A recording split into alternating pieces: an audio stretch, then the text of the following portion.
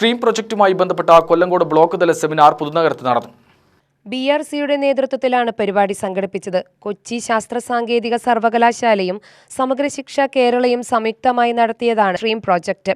Block തല seminar K Babu MLA ഉദ്ഘാടനം ചെയ്തു.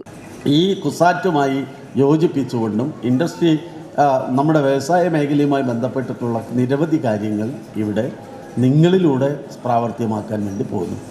ഒന്നാമത് ഈ മുതലമട മാങ്ങയുമായി ബന്ധപ്പെട്ടിട്ടുണ്ട്. പച്ചക്കറി അല്ലെങ്കിൽ നമ്മുടെ കാർഷിക മേഖലയിൽ ഉൽപാദന തോത് വർദ്ധിപ്പിക്കാൻ വേണ്ടിയിട്ട് കർഷകർ നടത്തിയ അമിതമായ വളത്തിൻ്റെയും രാസവളത്തിൻ്റെയും കീടനാശിനിയുടെയും ഭാഗമായി ഒരു മനുഷ്യനാണ് ജീവിച്ചിരിക്കുന്ന മനുഷ്യൻ്റെ അവസ്ഥ തന്നെയാണ് മണ്ണ്.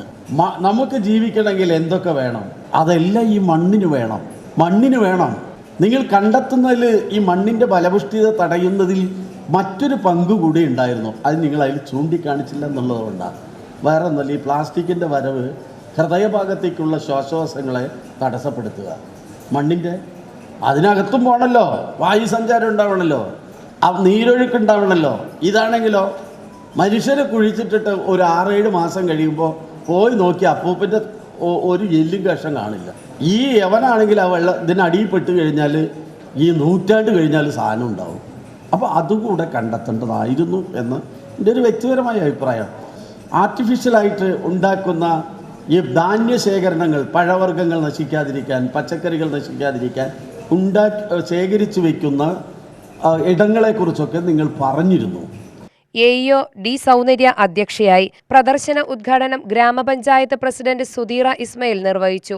ഉപജില്ലയിലെ 9 സ്കൂളുകളിൽ നിന്നായി UP വിഭാഗത്തിൽ നിന്നും 35 കുട്ടികളും HS വിഭാഗത്തിൽ നിന്നും 51 കുട്ടികളും രക്ഷിതാക്കളും അധ്യാപകരും പങ്കെടുത്തു. Project adviser B Vinod Kumar പദ്ധതി വിശദീകരിച്ചു.